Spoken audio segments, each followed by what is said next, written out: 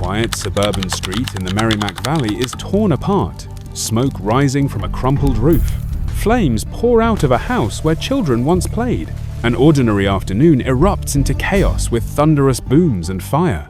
In September 2018, the Merrimack Valley of Massachusetts saw a terrible pipeline accident. High-pressure gas flooded the local network, causing dozens of fires and explosions. One teenager was killed and about 25 people were injured.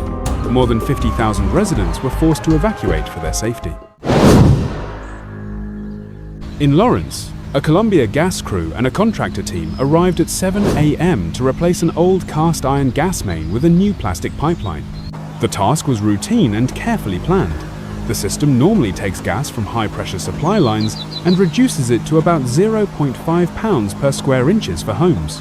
Regulators along the network keep that pressure steady for safe cooking and heating. The crew believed the safeguards were in place as they started their work. At 4:04 p.m., alarms blared in the control room as monitors showed a sudden high-pressure spike. Technicians in Ohio saw the data and called field crews to check. Within minutes, by 4:16 p.m., workers in Lawrence reported seeing smoke and fire in the distance. They rushed to the site as the situation worsened. Investigators later explained what had happened. When the old pipe was sealed off, its pressure fell, but the system still thought it was high. The regulators opened fully, sending 75 psi gas into the 0.5 psi system. In other words, high-pressure gas flooded the low-pressure network and blew out appliances and pipes. Explosions ripped through neighborhoods almost instantly. Firefighters in Lawrence, Andover, and North Andover converged on dozens of house fires. By nightfall, 131 structures were damaged, and at least 5 homes were destroyed. One person died, and over 20 were taken to local hospitals. Streets filled with black smoke as utility crews cut off power to prevent more blazes. The scene was surreal. Andover Fire Chief Michael Mansfield said he had never seen anything like this, calling it the largest domestic gas disaster in U.S. history. Lawrence Fire Chief Brian Moriarty said he was very grateful that it wasn't worse.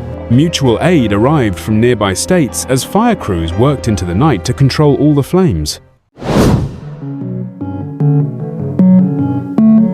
An emergency alert warned everyone, turn off your gas and evacuate immediately.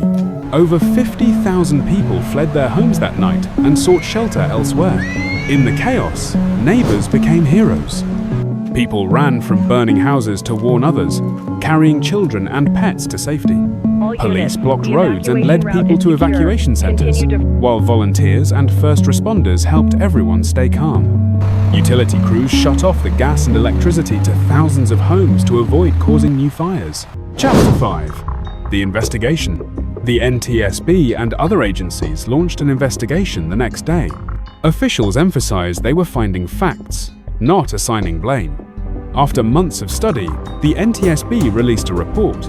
It found that Columbia Gas had failed to properly plan and oversee the pipeline work. Critical pressure sensors had been left on an old section of pipe, so the regulators opened and overpressurized the system. The board said the company's planning was weak, and its low-pressure system lacked adequate safety protection. In early 2020, Columbia Gas faced criminal charges. The company pleaded guilty to violating pipeline safety rules. A federal judge sentenced Columbia Gas to a $53 million fine. The judge also ordered Columbia Gas to hire an independent safety monitor and to sell its Massachusetts operations. In July 2020, Massachusetts announced a $56 million settlement with the company.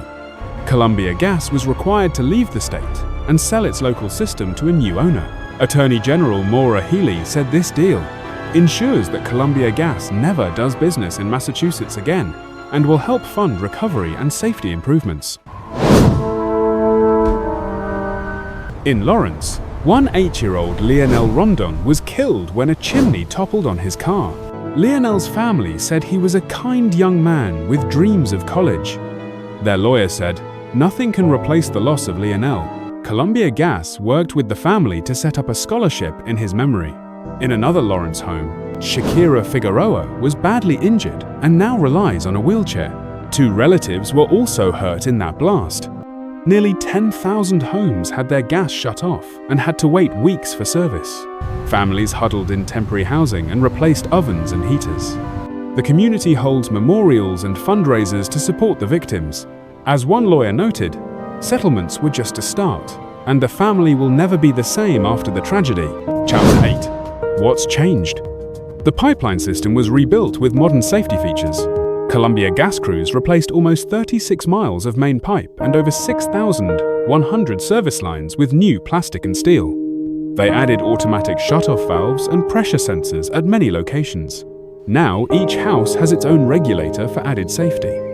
New safety laws followed the tragedy. On the 31st of December 2018, Governor Baker signed an emergency law requiring a licensed professional engineer to approve all gas infrastructure plans. Columbia Gas of Massachusetts was sold to Eversource, whose management must follow strict safety protocols. The state set aside funds from fines and settlements to help low-income families pay their gas bills. As Attorney General Healey said, these steps will lay the groundwork for a safer natural gas system in the region. The Merrimack Valley explosions remind us how fragile safety can be. We honor those who lost homes and lives, and thank the first responders and neighbors who helped save others. If this report moved you, please like and subscribe to support more investigative stories. Stay informed, stay prepared, and take care of your community.